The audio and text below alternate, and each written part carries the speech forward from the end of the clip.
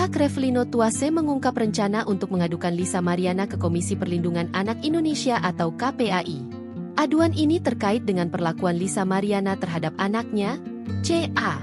Revelino yang mengaku sebagai ayah biologis CA menuding bahwa Lisa Mariana telah mengeksploitasi anak tersebut. Sebab, Lisa secara sengaja memamerkan wajah CA di media sosial. Padahal, CA tengah menjadi sorotan lantaran Lisa menyebut putri pertamanya itu sebagai hasil hubungan gelapnya dengan mantan Gubernur Jawa Barat, Ridwan Kamil. Kenapa kami membuat laporan itu?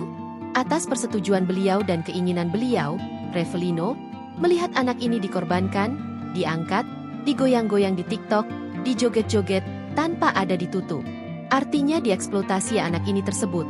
Kata kuasa hukum Revelino, Fikri Wijaya, di kawasan Cikupa, Tangerang, Rabu, 2 Juli 2025. Pihak Revelino khawatir bahwa CA hanya dimanfaatkan untuk mendongkrak popularitas Lisa.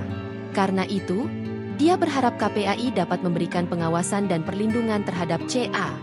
Bahwa hal ini kami ada kekhawatiran. KPAI dalam hal ini harus turun tangan melindungi anak tersebut. Kenapa? Anak ini dijadikan alat untuk perempuan ini.